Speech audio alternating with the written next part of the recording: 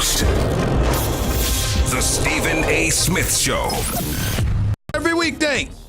Number to call up as always is 888-SAY-ESPN. That's 888-729-3776.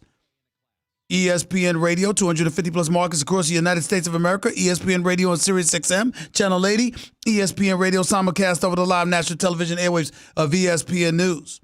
Tune into the ESPN Daily Podcast, bringing you a deep dive into a single story from one of ESPN's hundreds of reporters.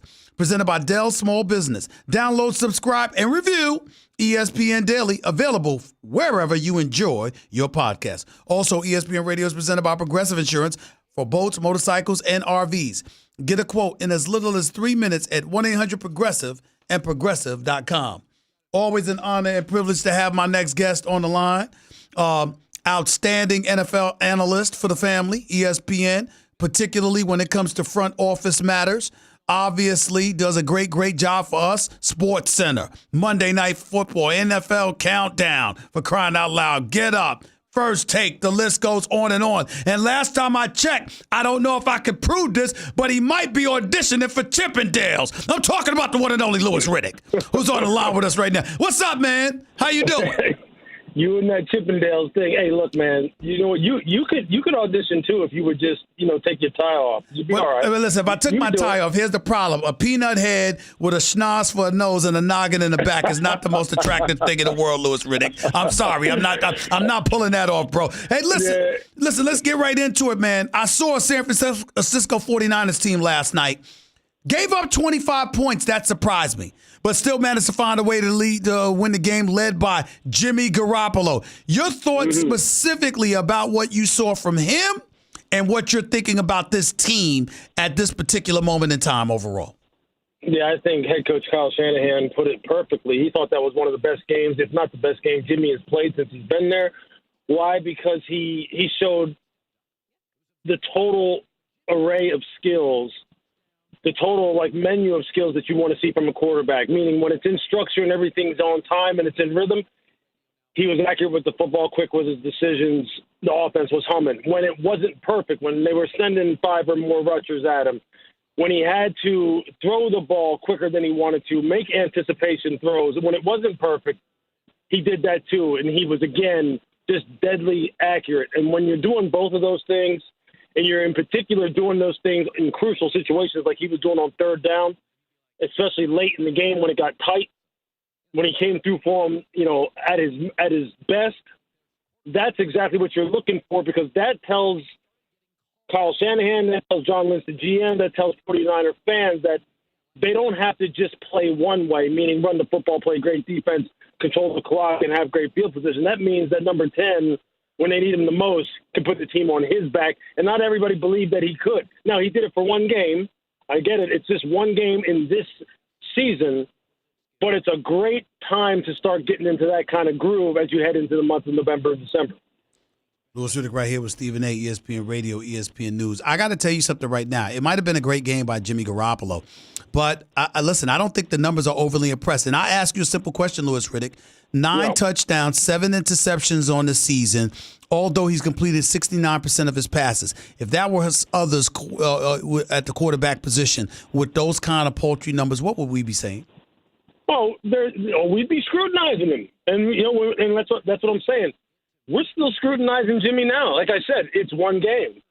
He hasn't been the lead dog for this football team. He hasn't been the driver of success, so to speak, in the first half of the season. We know where that's come from. That's come from Tevin Coleman, Matt Breida, George Kittle, a dominant running game, great play calling on offense, and then just an absolute shutdown type of defense prior to last night. But he's hitting his stride at the right time. You know that quarterback play and quarterback growth is a continuing process. And Jimmy is one of those guys who is, let's just say, he's still someone who hasn't played a whole lot of football. He's still so young in his career. So, and I know right now we judge people within small snapshots, and sometimes, that's all you got, and so you just have to live with it. I think that this guy is someone who is without a doubt still ascending in his career, and we haven't even come close to seeing the best of what he has to offer. Louis Riddick right here with Stephen A. ESPN Radio, ESPN News. Let me transition to the AFC conference because the New York Jets made news this week. You saw Joe Douglas, general manager for the New York Jets, speaking out because Jamal Adams spoke out against the organization, and particularly him, about how the Rams are not fielding calls about Aaron Donald. The Patriots aren't fielding calls about Tom Brady. Now, I love me some Jamal Adams, but that's an elite class right there that he put himself in. He might see himself that way, but as much as we love and respect the hell out of his game and him as a person, I don't think you'll have anybody putting him in that category at this particular juncture in his career. What do you make of the entire Jet situation that's been transpiring over the last week? Well, I think two things. One, I think it seems like there's a lack of clear communication between everyone involved, namely the superstar players and the people who are the decision makers. And I think clearly there's a lack of trust and confidence between the superstar players and the primary decision makers, and most notably the head coach. There's clearly that. Clearly.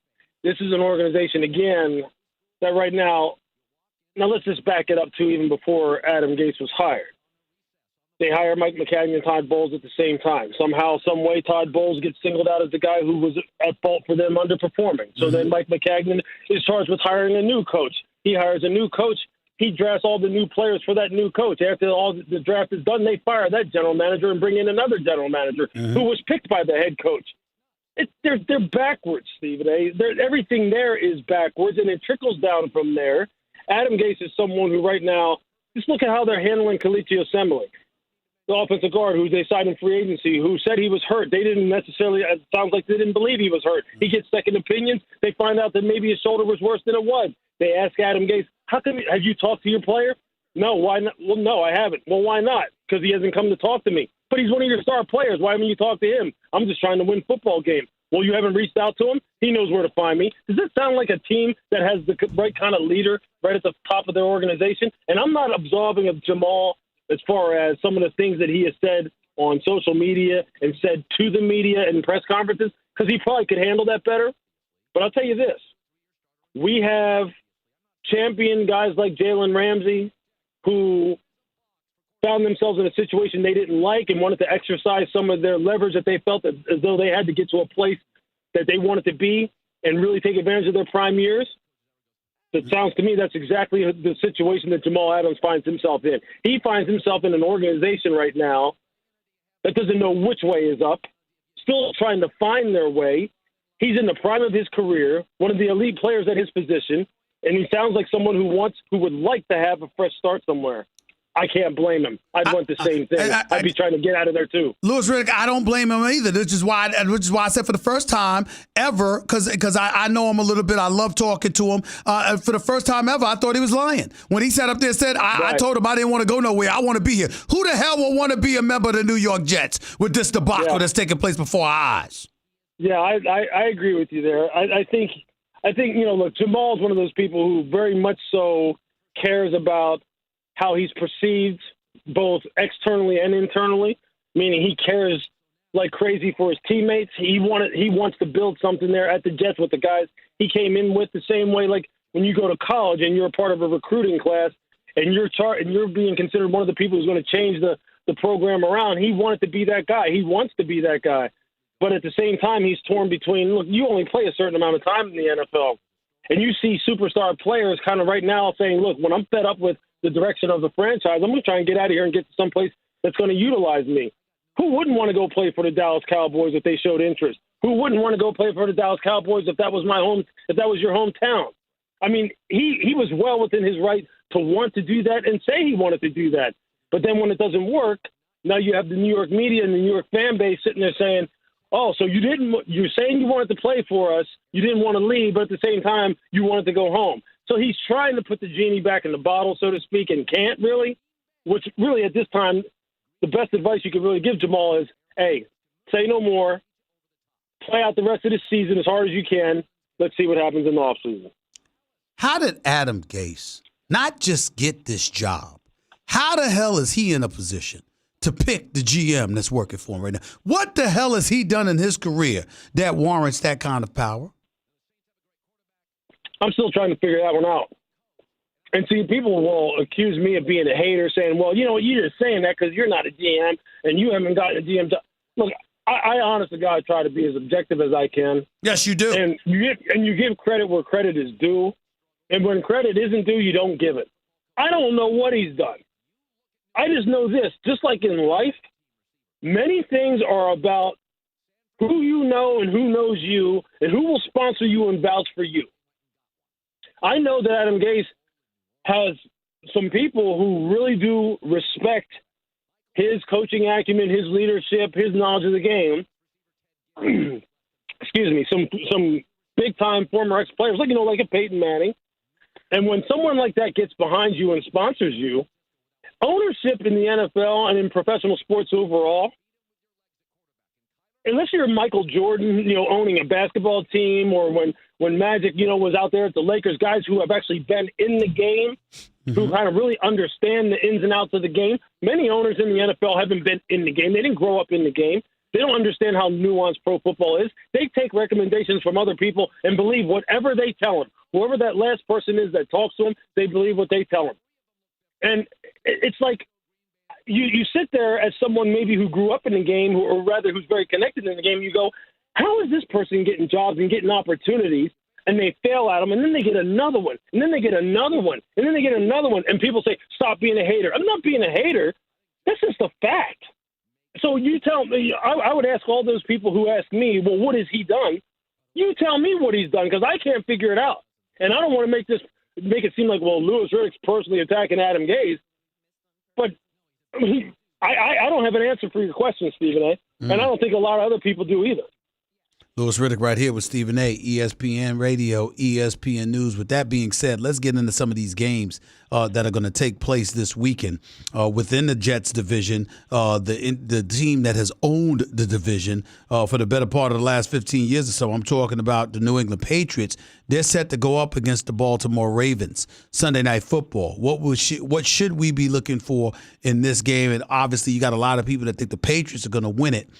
What are your expectations of the Baltimore Ravens? Can they, look, as Bill always tries to do, he tries to make you play left-handed. Go away from what you do best and make you do what you don't like to do. They like to feature Lamar Jackson, especially on first and second down, when they have their whole entire offensive arsenal at their disposal, meaning design quarterback run, design running back runs, play action pass. They can do it all. So then you're in second and short, third and short. Can they make this a third and long type of game because they have shut Lamar down and kept him to minimal gains on first and second down to limit the explosive plays? That's where the game will be won or lost for New England on the defensive side of the ball. Can they get them in third and long? Because once they get you in third and long, obviously that's where Bill excels. That's where his guys are geared to really mess with you and play at their best. They are turnover-producing machines. They have great pass rush games. Now, obviously, the X factor is, well, even when they got you all shut down, 99% just locked down, Lamar is that extra 1% that can just ruin it all. And we know that. But that's what it's going to come down to. Can they get them to third and long, their defense versus Baltimore's offense? Because if they can't, it's going to be a long night for them. Are you of the belief that Tom Brady has lost a step? Well, he is 42 years of age, obviously. Or do you look at Gronkowski retiring, Antonio Brown being exiled, Josh Gordon going down, Julian Edelman playing but not necessarily 100% healthy, and all of that other stuff? Do you view it as, you know what, Tom Brady is working with smoke and mirrors right now, and folks are being a little bit too critical of New England's offense and not appreciative of what's being accomplished in spite of the lack of an arsenal that he has at his disposal? I think it's more the latter. Now, I would just say it, though, like this. There's naturally going to be some inevitable decline in your physical skills when you reach 40-plus years old and you play 20-something years. Right. I mean, we all know that. But you can't, to the naked eye, tell. You can't necessarily say that ball velocity looks a little bit slower than it did last year. And you know what? That's why he didn't drive that deep out the same way he did a year ago. You can't tell that. Tom has done more in the face of continuous change at an organization and within a team sport. He has done more with and adapted to more continuous change than anybody in the history of the sport. He has won 6 championships and is 2 plays away from having 8 championships. 8. With the way they have turned that team over in his time there and the number of different players he has had to adapt to from season to season and within season, his greatness, you can't touch it. And it's kind of foolish to sit and pick at him and go, oh, boy, he doesn't look like his arms are strong. He doesn't look as sharp. He doesn't look as dialed in. Is he going to sell his house? Does he want to play somewhere? Tom has adjusted to more change than anybody in the history of the sport and continued to win and set the standard. Strange question. I'm going to throw you. Hold on, Lewis. Strange question I'm going to throw your way. Maybe this hasn't been asked of you before. But in light, feeding directly off of what you just broke down, could a legitimate argument be made that even with 6 Super Bowl rings, that the positions that Tom Brady have been put in because of all the changes that have taken place throughout so many years, that dare we say he may have been exposed to some unfair treatment on the part of Bill Belichick over that time? I don't know if you would say unfair. I would just say this. Bill has, for the greater good of the team, okay, for lack of a better way of phrasing it, it has forced Tom to have to be the ultimate professional. The ultimate professional, and operate at the highest levels that he could possibly operate at in order to win at the level he's won at. You can't even imagine the level of commitment it has taken on that man's part to be able to constantly have Bill and whoever else is running the personnel department and whoever the decision makers are other than Bill, the amount of pressure and responsibility put on Tom to have to adapt, adjust, teach people how he likes to have things done, teach wide receivers how to run routes, teach wide receivers how he likes to call audibles, how things work the Patriot way, meaning outside of the coaches. That's so much responsibility to put on one guy, and he's never flinched, Stephen A. The guy's never flinched. So just think about if this was in the old days where you had much more roster stability and you had much more roster longevity in terms of keeping guys together. Think about some of the teams he's been on and some of the great players so just cherry pick certain guys that maybe they were, had second contracts, there wasn't a salary cap, and you could just keep guys together. Man, Tom may have won, the Patriots may have won 10, 11 championships. Now, I know other teams, then, people would say, well, other teams could keep their teams together too. Yeah, true. But he may be looking at 7, 8, 9 championships. I mean, he really is, and I know people are going to be like, man, aren't you tired? Don't you have Brady fatigue? Don't you have Patriots fatigue? He's one of the greatest professionals, regardless of sport, of all time, given everything he's had to overcome. Without question. I don't think anybody can doubt that. We're talking to Louis Riddick right here with Stephen A. on ESPN Radio, ESPN News. Before I move on to some quick subjects, before you get on out of here for the weekend, let me throw this question at you. As somebody who's worked in NFL front offices, an individual that I personally believe, as my buddy, should be an executive, a GM, executive VP of football operations for an NFL team. Let me put you on the spot here. You're Bill Belichick. Well, what you had in Jimmy Garoppolo at the time, do you move him or do you keep him and tell Tom Brady, in light of what you just said, look, we appreciate you, but it has to end at some point. From a longevity standpoint, we think this is the way to go. Which way do you go with that, Louis Riddick? You know what? Yeah, that's a great question. And you know what? There's the objective business side of me, and I think everyone who wants to be in the position Bill's in or any GM, there's the objective side of you that says, yeah, you know what? I'd make them hard decisions too, man. I would just make it about business, and I would look out for the team. And even a guy like Tom Brady, you got to send down the road. And Bill's done that. He did it to Lauren Malloy. He did it to Willie McGinnis. He did it to Mike Vrabel. He did it to guys over and over, Richard Seymour. He's shown the ability to do it. But with Tom, it's different because the quarterback's different, because the relationships are different, not only with you, but between ownership and the fan base.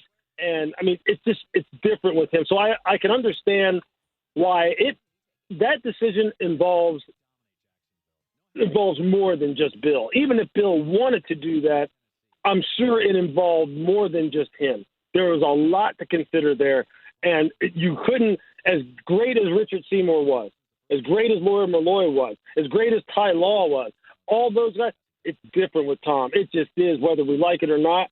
And I can't say whether or not I could, if Bill can't swing that axe and move Tom Brady along, because he's always looking out for the greater good of the team, then nobody can. Nobody could have done it. All right. Nobody could have got him out of there. Who's the number one threat, real quick? Who's the number one threat to the New England Patriots in the AFC? Right now. Right now. I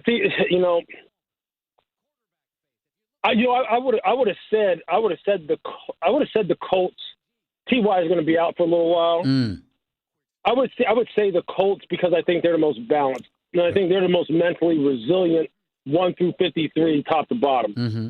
Obviously, the Chiefs, you know how I feel about the Chiefs and Coach Reed and Pat and all those guys, but the defense just scares me to death. They just do.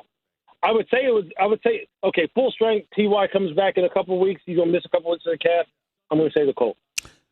NFC, so many people are popular saying, who's the number one team in the NFC, blah, blah, blah. No, I got a better question.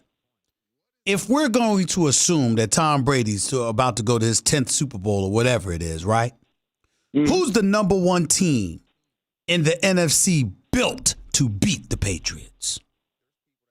At full strength, I would say it's New Orleans, because New Orleans has offensive line that can play bully ball, big boy ball. They have a running game that when Alvin's healthy, him and Latavius Murray can just bloody your mouth. Right. They have a passing game led by one of the greatest quarterbacks of all time. He just doesn't get thrown into that discussion enough with Drew Brees. They have one of the toughest wide receivers and most unstoppable wide receivers in the NFL when everybody knows they're throwing it to him, and Michael Thomas. They have one of the great play callers of all time in Sean Payton. They have one of the best front fours in the NFL led by Cam Jordan. And they have a very, very good, dominating, ball-hawking secondary with maybe one-on-one, the best man-to-man coverage guy in the NFL in Marshawn Lattimore. So they've got it all. So they can play many different styles. And that's what you need to do to be able to deal with New England. You got to be able to play whatever style they want to play from play to play, series to series. And I think they can do that. Louis Riddick, keep up the great work, my brother. Talk to you next week, my man. Enjoy your weekend. You bet. Thank you. All right, the one and only Louis Riddick, who should have been the GM for the New York Giants, by the way. Right here with Stephen A., ESPN Radio, ESPN News, 888-SAY-ESPN. It's 888-729-3776. He just does a phenomenal job for the network. One of the best guys I've ever met in this business. He's a special dude and extremely bright, just as smart as a whip, knows his stuff backwards and forwards, and does pretty damn good TV as well, I might add. The one and only Louis Riddick right here with Stephen A., ESPN Radio, ESPN News. More of your calls in a minute. By the way, go to the Home Depot to add personality and style to your room with a wide selection of on-trend tile all in one place.